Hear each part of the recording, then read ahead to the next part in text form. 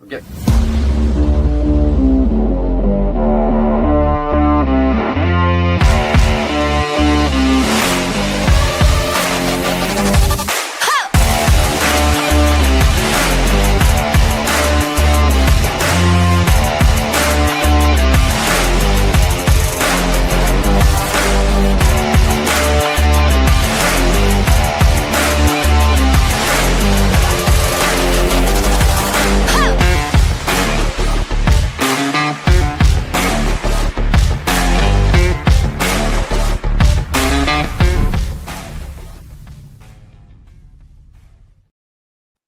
Hey, everybody. Welcome to this first episode of the 2025-2026 ProcureTech Cup season, the road to the ProcureTech Cup. Of course, this show wouldn't be complete without a little technical glitch at the front end, so appreciate you guys bearing through that with me. We're going to cover a couple things today on the agenda, right? So if it's the first time you're tuning in, you want to know what the heck is this ProcureTech Cup thing, I'll give you a little bit of a brief before we get into the details. What is it about? Who's it for? PS, it's for procurement professionals who have an interest in digital procurement technology and how it can be an asset for their business. I'll talk about the mission, the format, the calendar, the virtual conference coming up in the new year as well. And then we'll talk about the participants, right? So there are 8 different ProcureTech brands that are going to be representing different software categories in the ProcureTech space this season, educating us and being in discussion with me on the best practices for how to get the most value from procurement technology. And I'll show you how I selected them, how they came to be the top 8, right? And I have Market Dojo on the show today as well, because we ran the whole selection process on their platform. So very excited to touch on that with you today. So let's dive straight into it. What is the ProcureTech Cup? So here's the event mission, right? So I've been running this for a couple years. It's really all about helping you as a procurement professional grow your knowledge of ProcureTech solutions that are available on the market. So I call this solution discovery, right? There's 600 plus solutions on the market. What's the art of the possible? What can we do with these technologies? What are the limitations, right? Just getting a sense for what's possible. The second piece is how you can be successful using them, right? So I call that digital literacy. So it's making sure that you know the art of the possible, then it's stitching these things together in your specific context. Deployment planning, change management, IT architecture. These are all things that you need to get right if you're going to get the value from the business cases that you're resting on the shoulders of procurement technology. So in the past few years, the focus has really been on solution discovery, showing you as much as possible in terms of what's out there. But this year, I'm really trying to shift the focus to digital literacy. You guys gave me feedback last year, right? It's great to learn about all these solutions, but we'd love to go deeper with fewer and to learn more about how to apply this type of stuff to our respective businesses. So that's why I listened. And that's why the ProcureTech Cup this year is 2 things, right? It's a weekly show, the one you're attending right now, and that you're going to be able to see week over week over week every Friday, with a break for during the holiday period, of course. And then the yearly event, right? So last year it was the bracket tournament. We voted for brands to go through the bracket to crown the ProcureTech champs, and Trust Your Supplier came out on top with that exercise, but it was still very much solution discovery. Here, what I'm trying to do this year is put on a virtual conference. So for all of you that want to learn about more ProcureTech best practices, how to leverage it, and you want to do so from the comfort of your own home or office with your colleagues without the big travel budgets to go to the conferences, this event will be for you. So we will do the digital literacy virtual conference event with the 8 participants that are going to join us for the season, but we'll also have different keynotes, different types of content that we'll be packing into a 3-day format. So I'm still working through the details of that, and I will release them to you as we move on through the seasons. I'll also be releasing tickets for you to be able to attend that event. So that's what we're tackling this year with the ProcureTech Cup. Just to give you a calendar view here, the regular season shows is the live show on LinkedIn every week. We're going to be covering how to build business cases, how to deployment plan for these different types of solutions, for change management strategies, governance models, etc. It's really going to be about thought leadership with partnering with brands that really know what they're doing and going to give you the keys that you need to be successful. In the new year, in February, I'll open up also the solution discovery stream. So we'll try to keep a component of exposing you to what's out there in terms of different technology. And then the finals week, the virtual conference I just mentioned, but we'll also open up voting for our favorite solutions on LinkedIn. So that will run in parallel to each other in the new year. I see you're all in the chat, right? People from Oregon, people from Europe, from Houston, from Pittsburgh. So thank you for tuning in today. If you do have any questions, you can put them in the chat as we're going along here, and I can answer them live for you. So just want to shout out to Brent Taylor. Hey, Brent, thanks for being here. To Joe Klassen in Pittsburgh, thanks for being here. Joe Dabata well, all the best for the new season. I don't know where he's watching from, but I'm cheering for you as well, Dabata.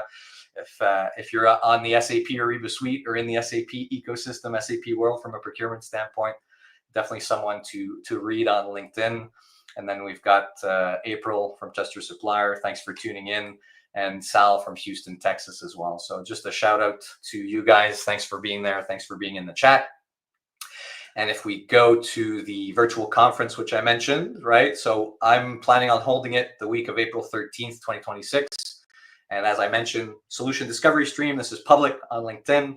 We'll have the voting similar to last year, but without the complexity of the bracket. And the goal being for procurement professionals to have exposure to different solutions. And then in parallel to that, we'll have the private conference, so the digital literacy stream and additional keynotes and speakers that will happen in private during the virtual conference, Tuesday to Thursday. And I'm still working out the details there that I'll share with you as we go on here. All right, so how did we select the participants? And before I get into this, I'm going to bring on Lewis and David. Thanks for being here, guys. Hey, Joe. Thanks for having us. Yeah.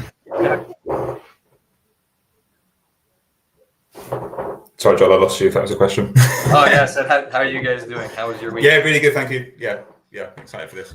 And I know Lewis is back. Good. Lewis is back from, I think it was pat leave or vacation. So you've been gone a long time, and then we roped you in last minute, right? He's back here. As I say, it's a great excuse not to do the bath routine tonight. So yes. Yes, because you're tuning in from Europe. So I've got him staying up late, doing work on the side here. So I appreciate you being here, and David, you as well.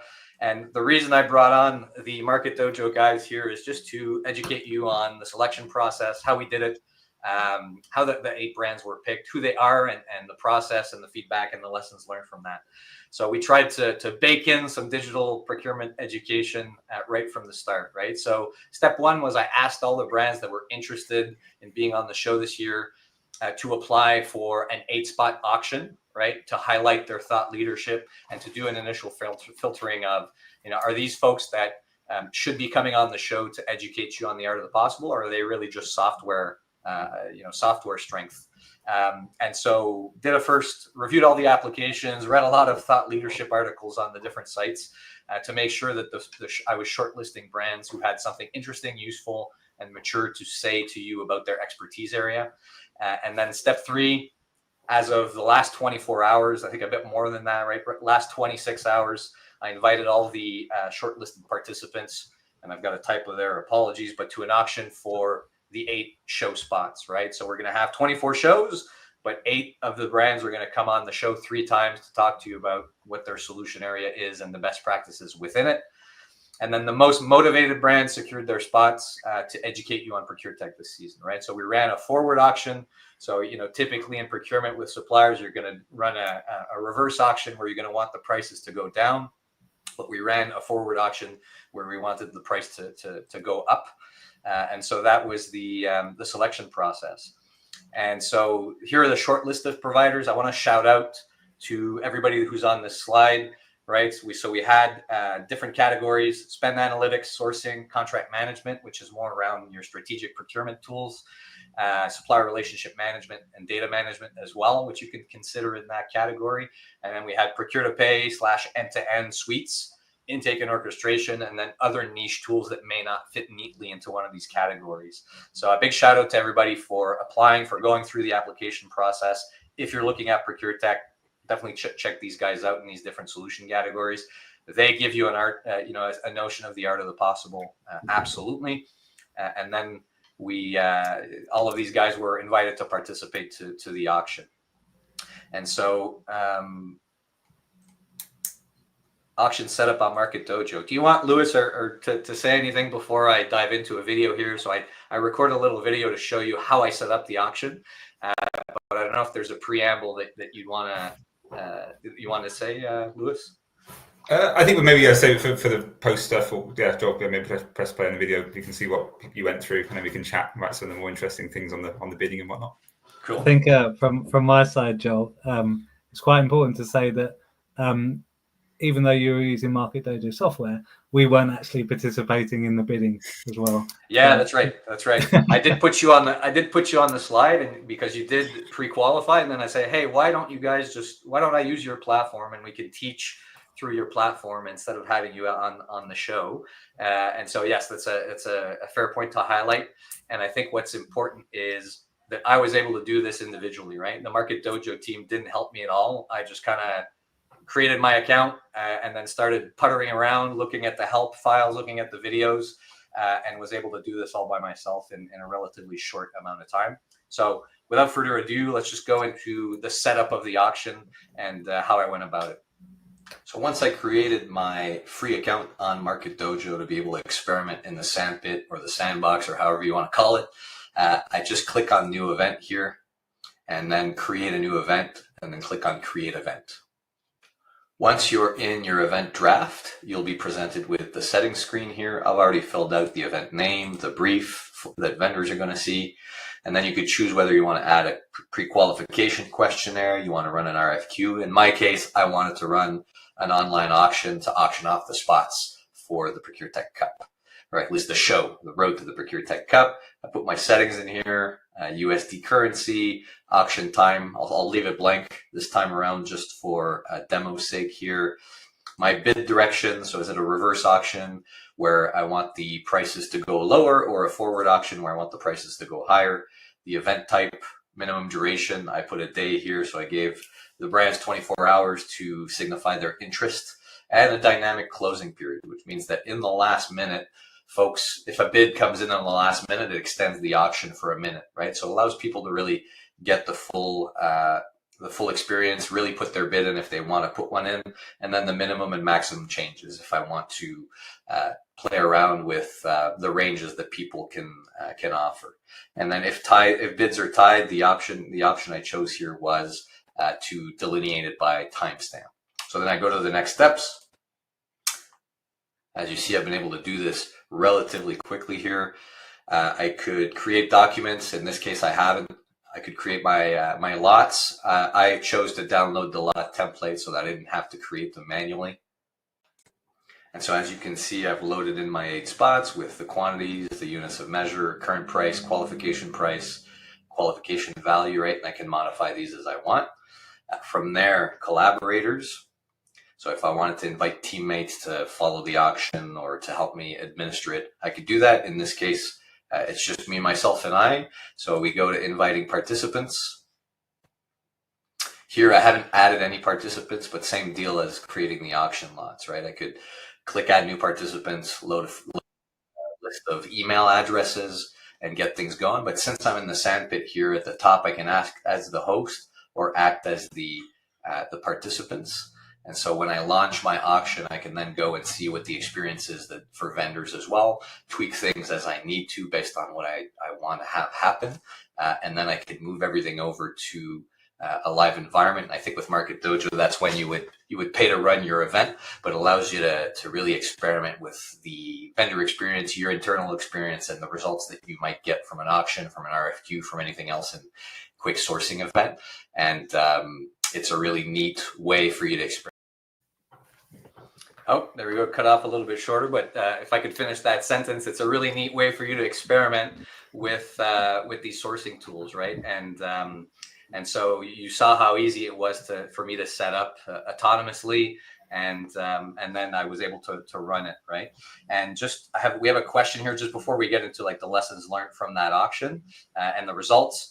Devada asks, curious the questions you ask in the auction content and the responses you received. And he's based out of the Netherlands, so I'll know that for next time.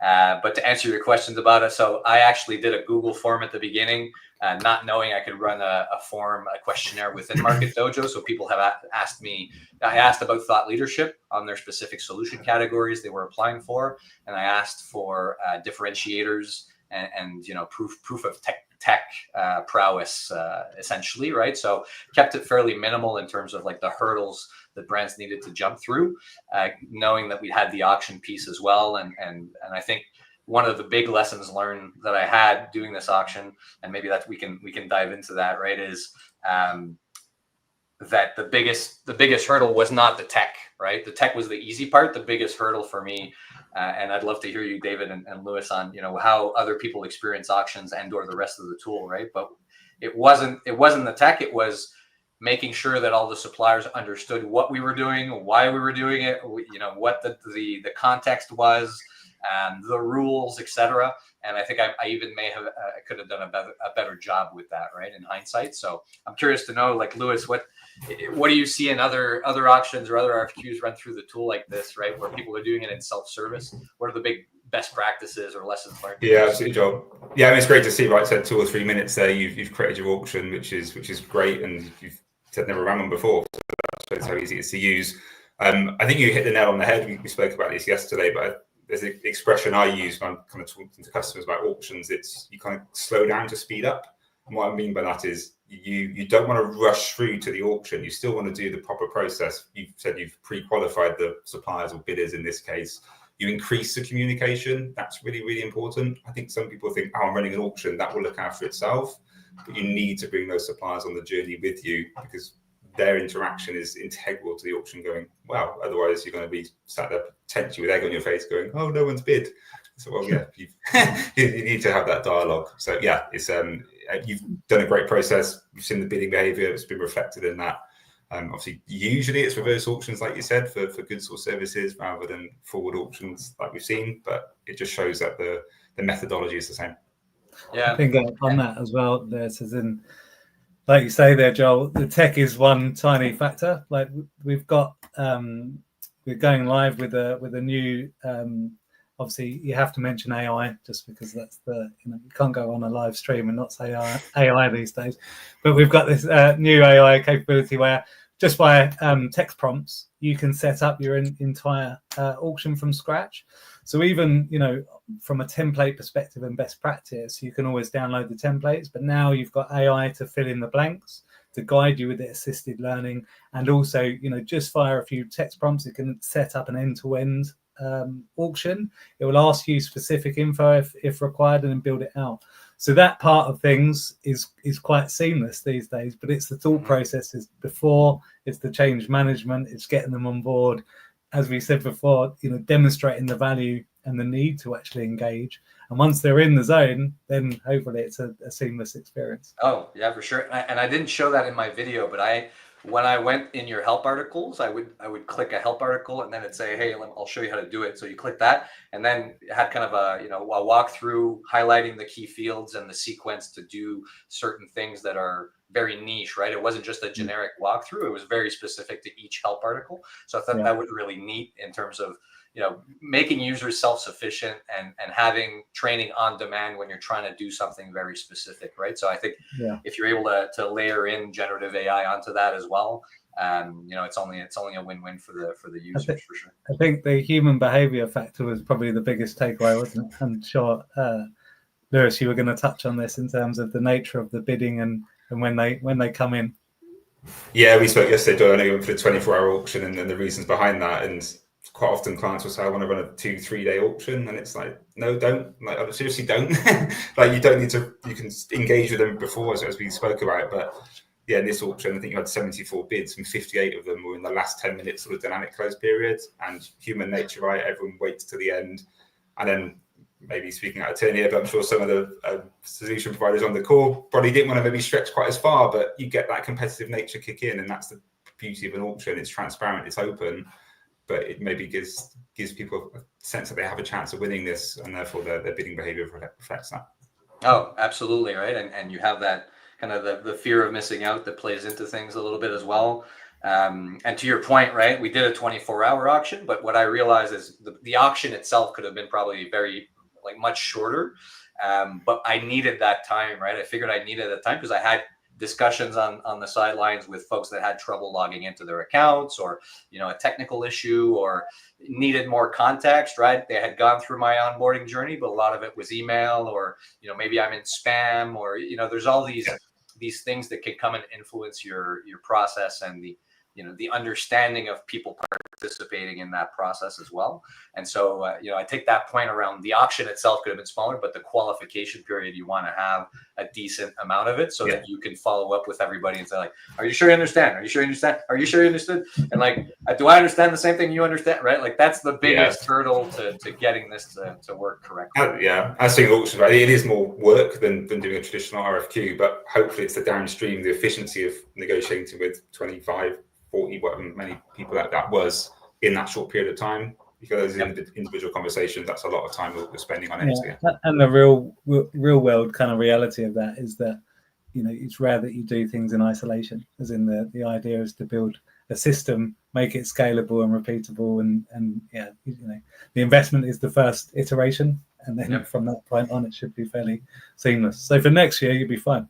Yeah, that's right. If I don't decide to change things up next year again based on feedback, right? So, maybe I hope so. Because this was, I was chatting with a couple vendors afterwards, and I was going I think I lost 2 years off my life in the last 3 minutes of this thing, because things are moved really, really quickly at the end, and it's very unpredictable. You highlighted that fact, Louis, right? But I'll say it again. Out of the 78 bids that were received, I think 58 of them were in the last 15 minutes.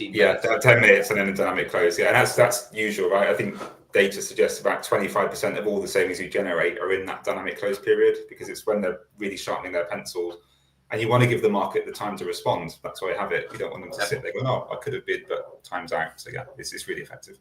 Yeah. Is it worth, Lewis? It always interests me, as in you're more at the coalface than me, but just the kind of weighted bids as well. So I always think is worth kind of touching on, as in how that can play a key role in these type of scenarios. Yeah, I guess it's the traditional thing. Suppliers will say, "Oh, you're not taking quality into account." It's all about cost, and the auction is, but you can do the weighting like you would a traditional RFQ, match the technical and the commercial up. But like I said, some people get around that by doing the good qualification process like Joel's done, and so therefore only taking those vendors through which meet the requirements, right? There's two approaches to that, but it can all be done in the tool if needed.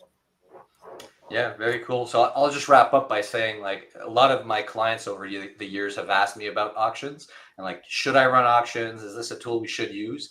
And I think to me, it's another tool in the tool belt where you have kind of this, this commoditized or apples to apples comparison that you can run, right? So if it's a very complex scenario with multiple variables, then auction's not great. But if it's SKU based, or if it's something, like this context of shows that you're, this is a very specific context, so you might not have shows that you're auctioning up. But if you have something that has that dynamic, right, it can be a tool in the toolbox. The hard part is developing the skills, working through the process. What are your business rules? What is your strategy, right? But once you have that, the tooling out there is very mature in terms of getting you the results that you want. So a big thank you again to Market Dojo for lending me the platform. I know you don't do just e-auctions, so David, I'll give you a second to tell me a little bit more what Market Dojo does. But I think people have waited long enough, so let's give them in 10 seconds here the results of the auction.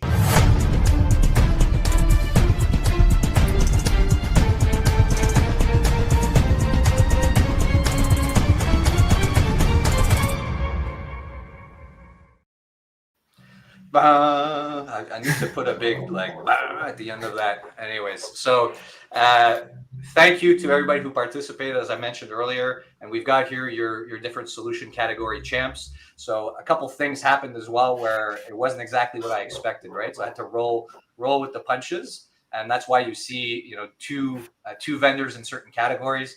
So I will cover that, right? But in Spend Analytics, Spend HQ is going to come on the show 3 times this year to talk to us about how to think about spend cubes, about category management, initiative management, those sorts of things. with a spend analysis tool. Sourcing, we've got both Keelvar and Fairmarket, who were very motivated to come and talk to you about how to use sourcing technology, and they both do a lot more than just sourcing these days, right? But that's their bread and butter, and they're both very deep into AI agents, agentic AI, and how that plays into the sourcing process. So at some point, like, both these guys were going ahead, and I said, like, hey, you know what? Contract management, the show spot was empty, and so I said, hey, let's bring Keelvar and Fairmarket both onto the show, because having dealt with them before in the past as well, I know they're very passionate about digital literacy and sharing what they know, regardless of if you use their product or not. And I think there's great value there for procurement professionals. Procure to Pay, or end-to-end suite, we've got Conversion IS, who came out on top for that spot. So very excited to talk with Sean, EJ, and the team around what they're doing to support the end-to-end process, and how people should think about end-to-end suites, right? Whether it's the big names or smaller suites, right? What's the trade-off between, pure play, best of breed solutions and an integrated suite? So really looking forward to those discussions. For supplier relationship management, we actually had 2 spots because there was such a great showing of vendors in that category. So both Trust Your Supplier and Graphite grabbed a spot there. And I'm delighted with that, right? Trust Your Supplier, I think we got to know a little bit through solution discovery on the last cup, but they didn't get a chance to do a demo last season. And so really interested to see what their perspective is on supplier relationship management, risk management, performance management. Same thing with Graphite as well, who is a regular in the ProcureTech Cup circuit. Intake and orchestration, Veneering got the spot, right? So they were in the final 4 in the bracket last year, and I got to know Natalia and the team, and they're doing great work out of Europe. And so, a relatively, I think it's a fairly established company, but from an intake and orchestration perspective, they're starting to make more and more noise. So very interested to get their perspective. And then we had an other/niche category where if you didn't fit neatly into one of the other spaces, you were in that category, and Pactum AI came out on top there. So they will be on the show as well to talk to us about autonomous negotiations and everything else that they're up to. And so it's a bit like this auction show, right? Where it's a specific functionality that may be part of other products, but that they've gone really deep on. And so I'm really excited to have that conversation on the show as well. So in essence, that's what I have for you today, but I wanted to give David a little bit of an opportunity here to educate us on Market Dojo, what you guys do end to end, because you do a lot more than auctions, I know. Cool. Thanks, Joel. Obviously, this is what everyone's turned up to hear today, a big Market Dojo pitch, which we know isn't the case, but we were really keen to give a bit of an overview. Our sweet spot is auctions. Our sweet spot is sourcing. That's where we were founded, over 15 years ago. But we've developed as the market has, and recognized that best of breed solutions have a role to play. We've got our proprietary tools, and we integrate with leading providers. Some mentioned on today's call as well. And I just wanted to give a quick quick overview so people actually recognize that we do more. For us, we work with mid-tier and enterprise organizations, and it's fair to say, and you probably agree with quite a lot of people on the call, the degree of maturity in those procurement functions really varies. It doesn't matter what scale they are, but they can be still, some of the largest enterprise clients we work with are in that first stage of digitalization. And whenever all the rhetoric around agentic AI and the speed of change and so on, the reality of the market is somewhat controversial to that, and it's around 50 to 60% adoption. So we recognize where that sits in the marketplace, and we respond accordingly. We've essentially created these solutions that work at each stage of that growth, and built out a set of tools that essentially say, okay, we understand where you are in your journey. How can we support? And that starts within the procurement strategy position. So understanding where to start, where the biggest gains are, where the strongest categories are. We look at supplier management in its totality. We look at better outcomes with the use of sourcing and sourcing integration and sorting automation. We look at the actual impacts, so proving the value, looking at the ROI, and then we bring that all together. We know that procurement's been punching up for some time now, and that integration with finance is super critical to be able to demonstrate the value not just to procurement and to finance, but to the wider organization, and really drive that intelligence. So we map those together, and not to hit you too much with a sales pitch, because that's essentially Lewis's job. But I thought hopefully it will be quite useful for the audience to understand that we do connect with these wider solutions to provide that kind of seamless integration from day one of maturity all the way through to that agentic kind of AI and progression into the wider value. So thank you for giving us the time there. We've got a range of resources online as well that kind of practice what we preach, in terms of no matter what stage you're at, there's a series of ebooks, case studies, webinars that will hopefully kind of guide you on that pathway. And you're welcome to go and check it out at Market Dojo /sourcing hub is a great place to start. So thanks for that. Very cool.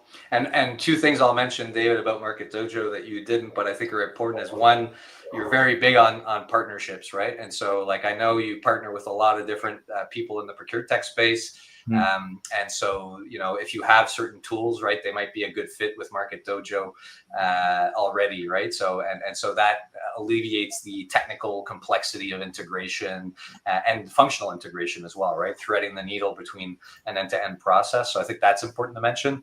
And the other thing I'll mention, which is more soft, but is I appreciate everybody I've ever dealt with at Market Dojo, right? Very humble people, in it for the right reasons. And so I think that in the age of AI as well becomes more and more important.